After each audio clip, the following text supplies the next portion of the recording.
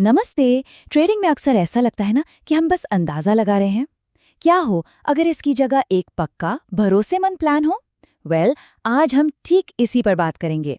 एक ऐसा trading blueprint जो गेसवर्क को साइड में रखकर सिर्फ और सिर्फ नियमों पर चलता है। तो सवाल यही उठता है कि क्या ट्रेडिंग को एक साइंस की तरह देखा जा सकता है? मतलब क्या कुछ ऐसे नियम हो सकते हैं जिन्हें हम बार बार कंसिस्टेंटली यूज करके रिजल्ट्स पा सकें? ये पूरा का पूरा ब्लूप्रिंट पता है इसी सोच पर टिका है। ट्रेडिंग को एक लक बेस्ड गेम से निकालकर एक डिसिप्लिन्ड प्रोसेस बनाने की कोशिश है ये। ठीक है, तो चलिए समझते हैं कि ये है क्या।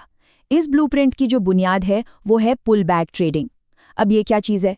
देखिए, आसान भाषा में मान लीजिए कोई स्टॉक या इंडेक्स ऊपर जा रहा है, तो हम फोमो में आकर भागकर ट्रेड नहीं लेंगे। नहीं, हम इंतजार करेंगे कि कीमत थोड़ी देर के लिए नीचे आए, जिसे पुल बैक कहते हैं, और बस जैसे वो होता है हम ट्रेंड की दिशा में अपनी पोजीशन बना लेंगे। तो जाहिर है किसी भी सक्सेसफुल ट्रेड का पहला स्टेप क्या होगा? मार्केट का डायरेक्शन सही से पकड़ना, राइट? इसीलिए इस ब्लूप्रिंट का पहला और सबसे जरूरी हिस्सा है ट्रेंड को पहचानना। अच्छा, तो इस ब्लूप्रिंट में ट्रेंड पहचानने के लिए 3 बहुत ही स्पेसिफिक तरीके दिए गए हैं। पहला, चार्ट पर जो हाइज और लोज बन रहे हैं उनको देखना। दूसरा, एक सिंपल ट्रेंड लाइन बनाना। और तीसरा, 9 और 20 EMA जैसे मूविंग एवरेज इंडिकेटर्स का इस्तेमाल करना। और यहीं पर ट्रेंड एनालिसिस की एकदम बेसिक बुनियाद आती है, और ये बहुत सिंपल है। देखिए, अगर मार्केट लगातार नए ऊंचे लेवल हायर हाइज बना रहा है तो ये एक अप ट्रेंड है, सिंपल।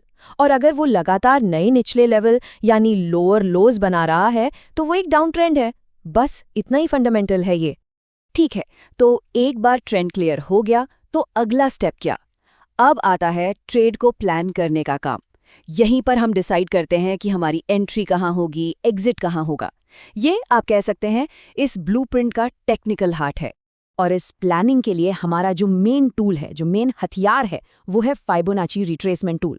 ये टूल एक तरह से GPS का काम करता है। ये हमें बताता है कि पुलबैक कहाँ तक आ सकता है और कहाँ से ट्रेंड के वापस मुड़ने की सबसे ज्यादा संभावना है। एकदम सटीक लेवल्स मिलते हैं इससे।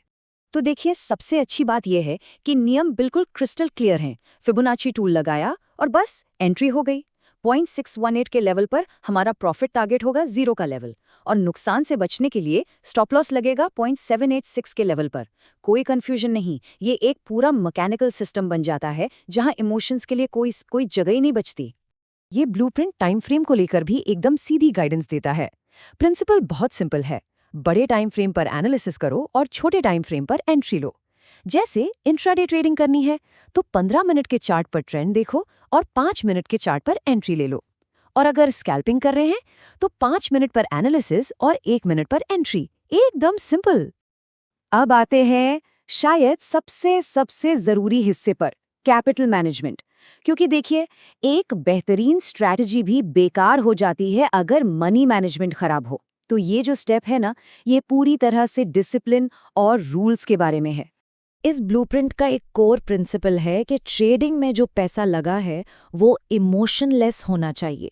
मतलब ये कि वो ऐसा पैसा बिल्कुल नहीं होना चाहिए जिसके जाने से आपकी जिंदगी पे कोई बड़ा असर पड़े, जैसे उधार लिया हुआ पैसा या कॉलेज की फीस। वो पैसा नहीं। कैपिटल को कैसे यूज करना है, इसके नियम भी बहुत स्पेसिफिक हैं। एक दिन में ज्यादा से ज्यादा सिर्फ 2 ट्रेड। पहले ट्रेड के लिए अपनी दिन की टोटल कैपिटल का 40% यूज करें। अगर वो कामयाब रहा तो दूसरे ट्रेड के लिए 20%, और बाकी का 40% वो हमेशा रिजर्व में रहेगा। ये आपको ओवर ट्रेडिंग के जाल से बचाता है। और एक नियम है जिससे कोई समझौता नहीं हो सकता, वो है रिस्क टू रिवॉर्ड रेशियो। कोई भी ट्रेड, मैं दोहराता हूं, कोई भी ट्रेड तभी लिया जाएगा जब उसमें कम से कम 1:2 का रिस्क रिवॉर्ड हो। हर 1 रुपए के रिस्क पर कम से कम 2 रुपए का प्रॉफिट दिखना ही चाहिए। इससे कम तो ट्रेड नहीं। तो ठीक है, प्लान रेडी है। अब सवाल ये है कि ट्रेड को सही तरीके से एग्जीक्यूट कैसे करें। इसके लिए भी कुछ खास नियम है कि क्या देखना है और किन चीजों से दूर रहना है। एंट्री लेने से ठीक पहले कैंडल्स को देखना बहुत बहुत जरूरी है। एक अच्छा सिग्नल क्या है?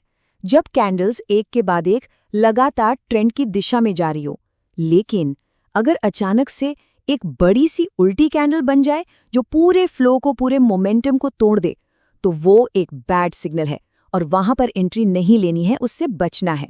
इसके अलावा कुछ और जरूरी रूल्स भी हैं। पहला, फाइबोनाची टूल हमेशा एक क्लियर मूव के स्टार्ट से एंड तक लगाना है, मतलब लोएस्ट पॉइंट से हाईएस्ट पॉइंट तक, या फिर इसका उल्टा। दूसरा, जो लोग नए हैं उन्हें बड़े सपोर्ट और रेजिस्टेंस जोन के पास ट्रेडिंग से बचना चाहिए। और तीसरा, ट्रेंड बदल गया है, ये फैसला जल्दबाजी में बिल्कुल न करें। कम से कम 2 पिछले स्विंग पॉइंट्स के टूटने का इंतजार जरूर करें। चलिए अब आखिर में उन आम गलतियों पर एक नज़र डाल लेते हैं जिनसे इस सिस्टम को यूज करने वाले ट्रेडर्स को हर हाल में बचना चाहिए, क्योंकि ये सब कुछ आखिर में डिसिप्लिन पर ही आकर टिकता है। तो ये है इस ब्लूप्रिंट के कुछ फाइनल और सबसे ज़रूरी नियम। पहली बात, एंट्री सिग्नल के लिए बहुत बड़े टाइम फ्रेम पर डिपेंड मत होइए। दूसरी, अगर आपका ट्रेड गलत जाने लगे क्योंकि ट्रेंड बदल गया है, तो उम्मीद में बैठे मत रहिए, तुरंत एग्जिट करिए। तीसरी, 1:2 के रिस्क रिवॉर्ड नियम को तो पत्थर की लकीर मान लीजिए। और आखिरी, फाइबोनाची लगाते समय छोटे मोटे इनसिग्निफिकेंट कैंडल्स को इग्नोर करके मेन मूव पर फोकस करिए। तो ये सब जानने के बाद एक आखिरी सवाल मन में आता है, जब एक पूरी की पूरी योजना हमारे सामने है, हर नियम तय है, तब भी सबसे बड़ा रिस्क क्या बचता है?